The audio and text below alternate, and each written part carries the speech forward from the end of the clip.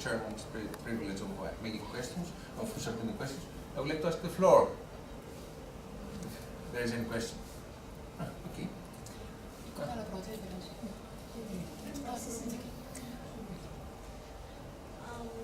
I would like to ask Miss McGuire something.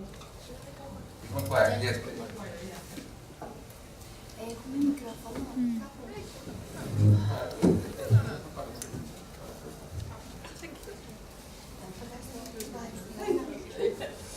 dat is by the way.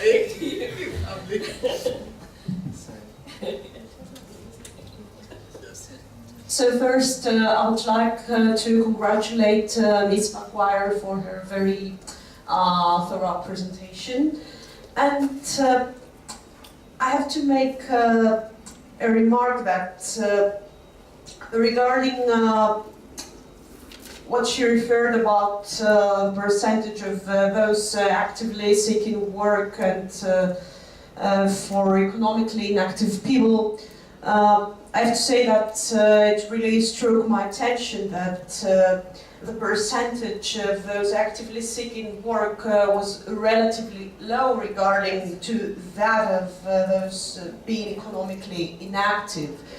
And I'm really problematized about this issue because this may be a major factor of raising unemployment, and what we want to achieve in fact is to diminish and eradicate unemployment. Yeah. So isn't this a paradox somehow? I think it's problematic around, so are you saying to me that is economic inactivity being used to reduce youth unemployment? Is that what you're saying to me? No. Sorry. What? Can you just repeat? Just the exact opposite, that economic inactivity mainly enlarges youth unemployment instead of diminishing it. Absolutely, and this is the issue that we talk about. As I mentioned in the presentation, we talk about NEET and we talk about youth unemployment, but by doing so, we are forgetting, in the case of the UK anyway, 60% of the population who are NEET. So we are disguising a huge population that doesn't even appear or is vaguely discussed. And when I looked at the I got very uptight about this in the UK, and when I started this mission about economic inactivity, when I spoke to policymakers in England, they would say, well, Sue, it's just about young women who get pregnant, you know, it's not. And I'm saying, no, it's 1/3 of a million young women, and they can't all be pregnant. But when I looked at the literature, the international literature, it is telling me the same thing, that it's written off because it's a female problem, and we don't really know very much about it because they're just at home caring for people. Now, I have to say that certainly in the UK, during the course of the study that I mentioned at the end, over the course of the 2 years, the rate of economic inactivity among young men has increased by 10 percentage points. And the rate among young women is falling. Now, this is a very disturbing trend because we know, because of the benefit types that we know the reason for economic inactivity. And the reason for economic inactivity is about mental health issues. Now, it could be argued that our department, in the case of the UK, is the Department of Work and Pensions pushing people towards economic inactivity to reduce youth unemployment.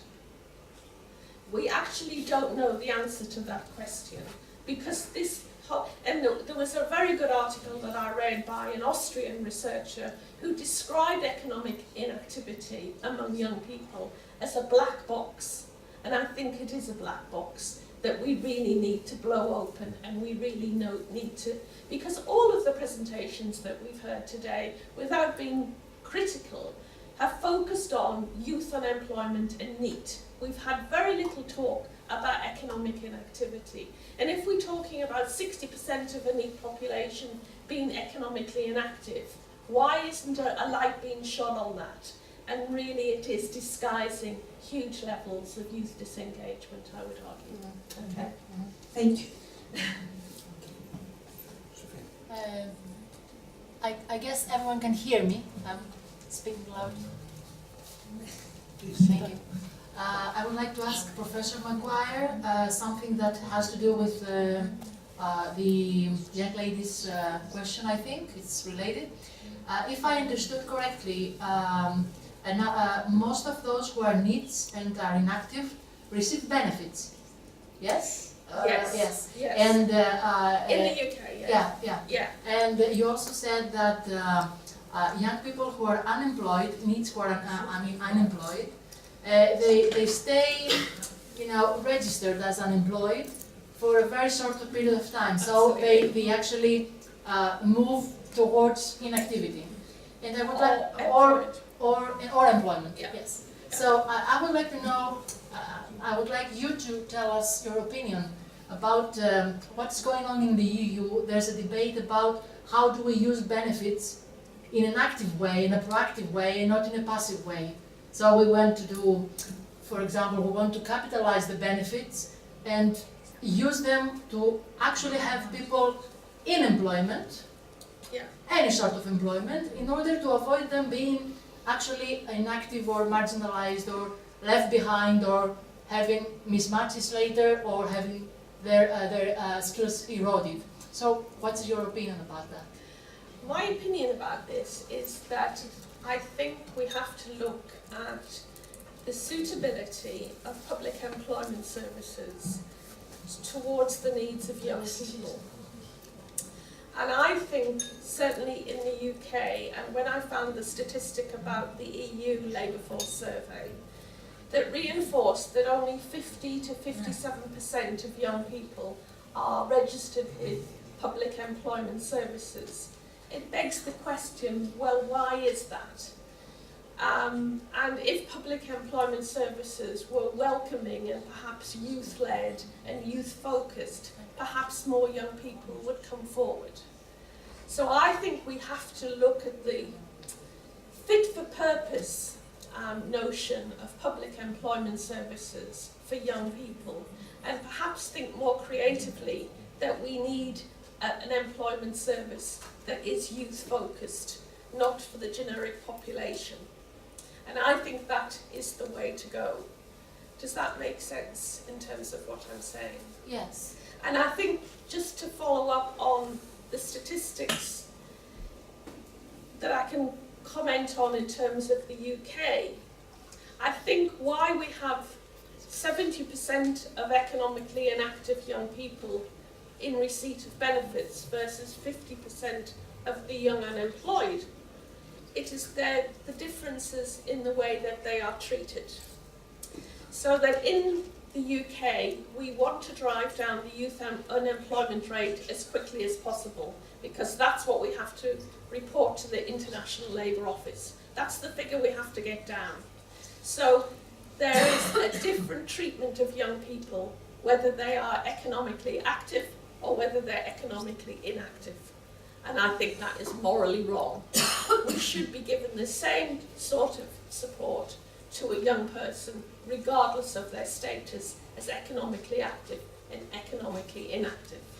And that's why I think, in terms of the economically inactive population, we are parking young people for long periods of time without any sort of intervention, while we are really kind of pushing young people who are unemployed off that register as quickly as possible. And that might not be into quality work or anything else. And I think the different treatment reflects the different status. And I think that is wrong. We need to support young people. We don't want to harass them. We don't want to sanction them. We don't want to punish them for being unemployed. but we don't want to ignore them either. And I think certainly in the UK we have two polarised types of intervention, so that young people who are economically inactive are just left on the welfare system and given very little support, because no one's really bothered about that statistic, because it's not really reported internationally. The economically active population is the unemployed. We want to, in terms of statistics, to get that figure down as quickly as possible. So young people's tenure on that system is very short. They are penalised, they're put under pressure to find a job, and they're moved off that register as quickly as possible. I don't think either regime is suitable. We need something that is much better and much more focused on the needs of young people and more individualised in terms of tailored support.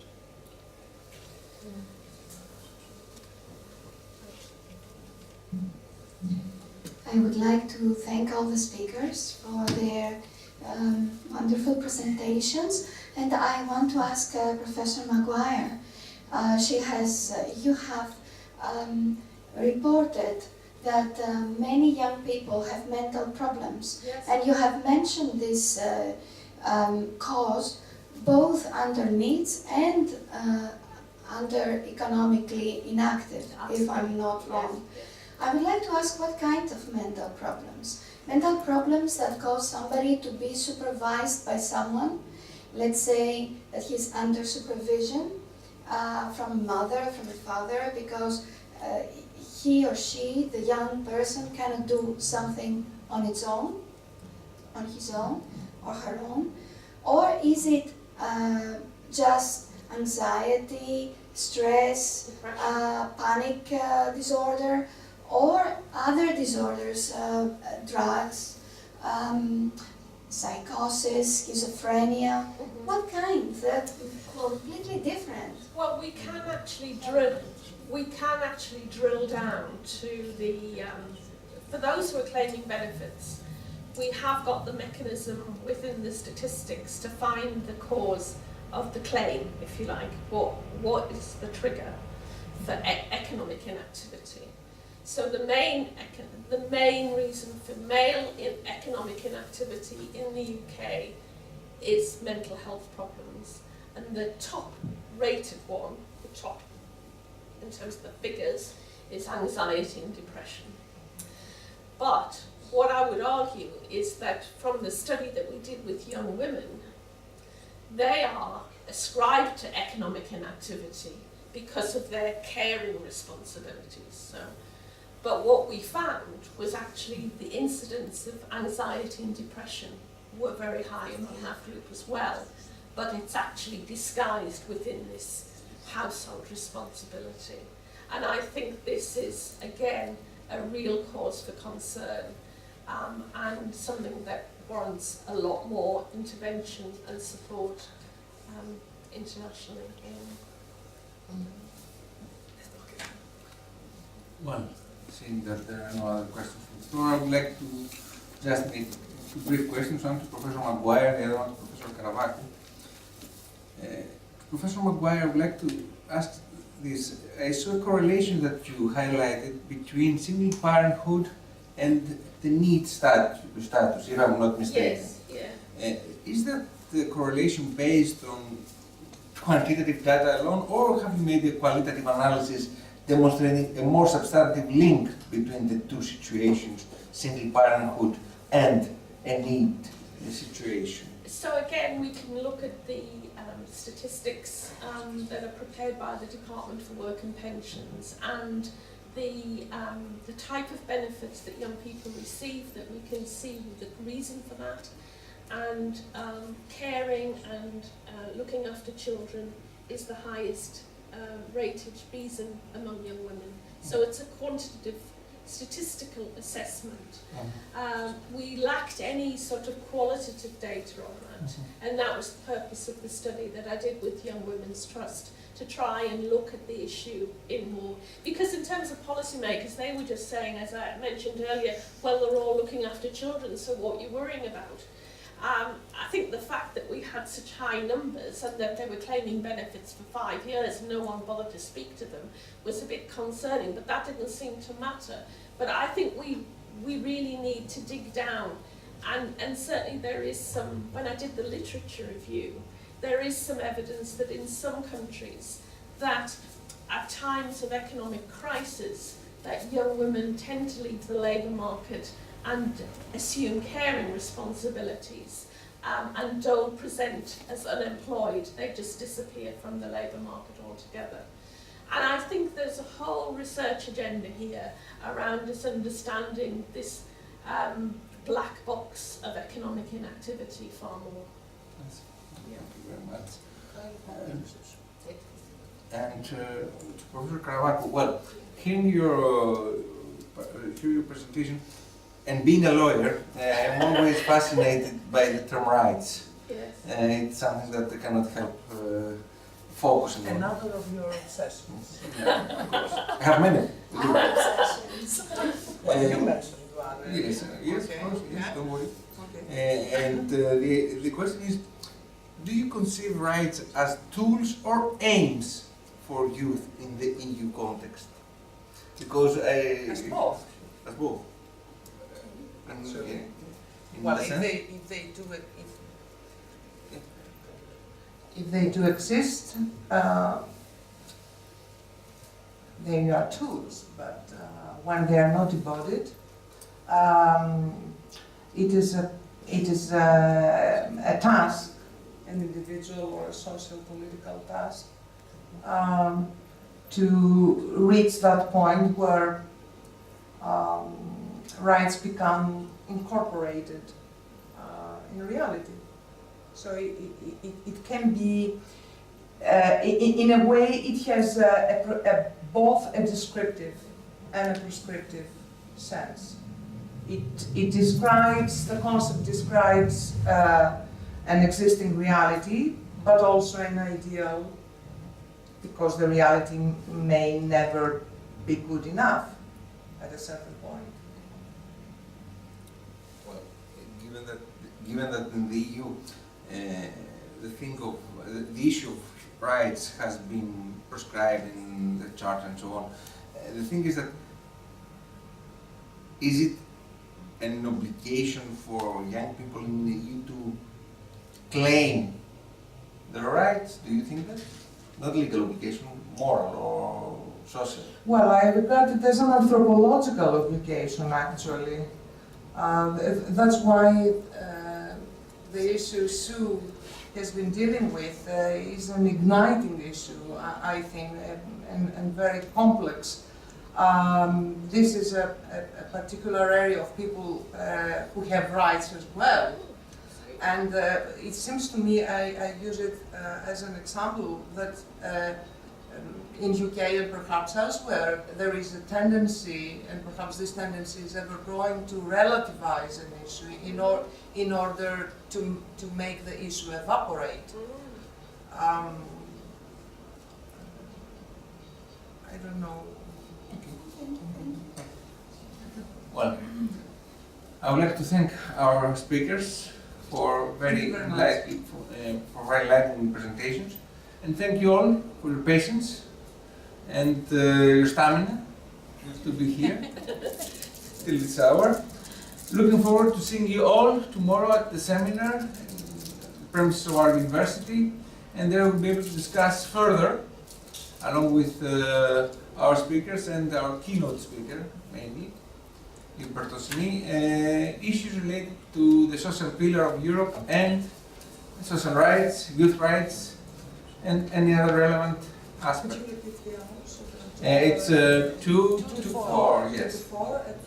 At our conference room, yes, the same one. Όχι conference.